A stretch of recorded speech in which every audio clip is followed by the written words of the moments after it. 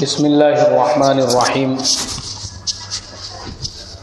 نحمده ونصلی علی رسوله الکریم اما بعد قال اللہ تبارک وتعالی اعوذ باللہ من الشیطان الرجیم بسم اللہ الرحمن الرحیم مخلصین لہ الدین وقال تعالی الا للہ الدین الخالص صدق اللہ العظیم۔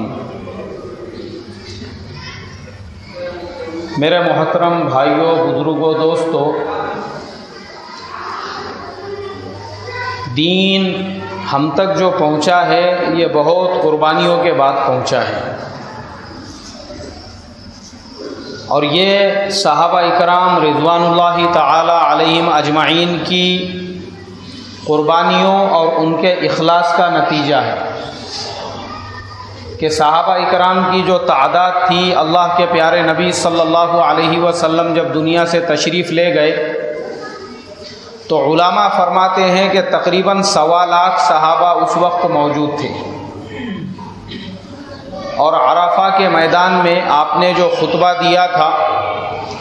علماء فرماتے ہیں کہ اس میدان میں اس وقت آپ کے خطبے کو سننے والے بھی تقریباً 1.25 لاکھ صحابہ اکرام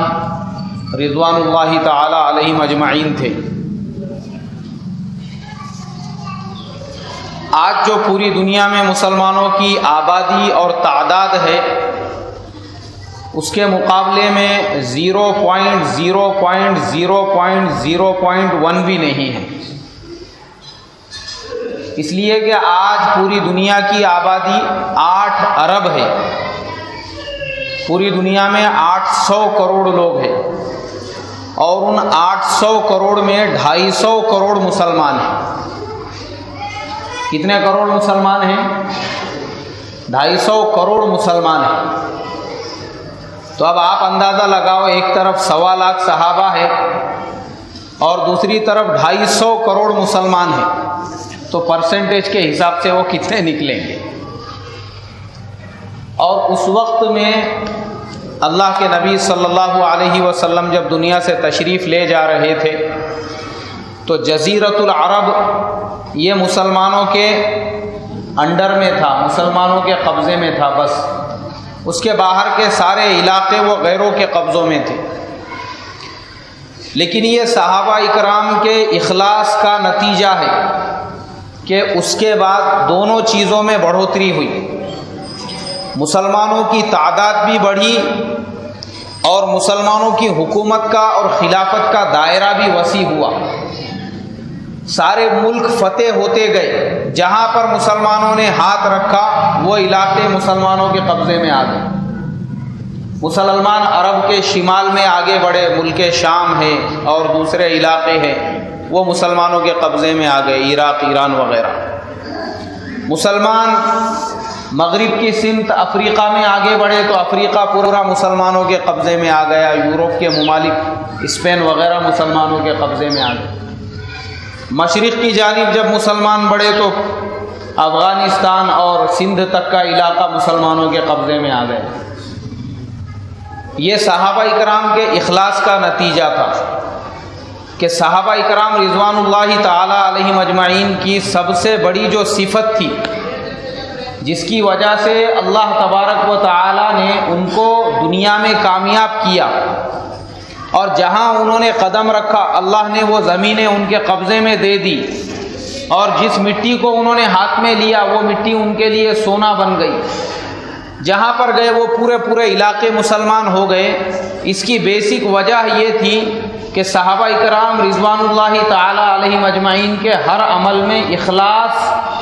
کوٹ کر بھرا ہوا تھا، ہر عمل میں۔ پوری تاریخ کو اگر ہم اٹھا کر دیکھیں گے تو خود بخود ہم کو یہ بات سمجھ میں آئیں گی کہ صحابہ کی زندگی کیسی تھی، کہ صحابہ کریڈٹ نہیں چاہتے تھے، ان کو کریڈٹ نہیں چاہیے تھا کسی بھی چیز کا۔ جیسے آج میرا اور تمہارا معاملہ یہ ہے کہ ہم کام بعد میں کرتے ہیں، پہلے یہ سوچتے ہیں کہ مجھے اس کا کریڈٹ کتنا ملے گا، اس میں میری شہرت کتنی ہوگی، میری چرچا کتنی ہوگی، میری واہ واہی کتنی ہوگی، اور مجھے اس کا کریڈٹ ملے گا یا نہیں ملے گا۔ اگر ہم جان لیتے ہیں کہ اس کام کا ہم کو کوئی کریڈٹ ملنے والا نہیں ہے بلکہ کسی اور کو کریڈٹ ملے گا تو آدمی اس کام سے ہاتھ پیچھے کھینچ لیتا ہے، چاہے اس کام میں دین کا کتنا بھی فائدہ ہو، مگر اس کو یہ سمجھ میں آ جاتا ہے کہ اس میں میرا کوئی فائدہ نہیں ہے، اس میں دوسروں کا نام ہونے والا ہے۔ ہم لوگ نام کے لیے کرنے والے ہیں اور ہم کو دنیا میں ہی اس کا اجر چاہیے۔ صحابہ کا معاملہ ایسا نہیں تھا، ان کا معاملہ یہ تھا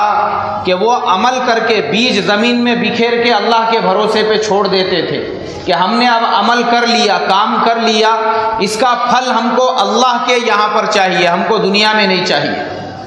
اور یہ نبیوں والی صفات ہے، سارے نبیوں کا یہی نعرہ تھا۔ انہوں نے اپنی قوم سے کہا ما اسألکم علیہ من اجر ان اجری الا علی رب العالمین، ہم کو اس کی مزدوری نہیں چاہیے، ہم نے جو تم تک دین پہنچایا،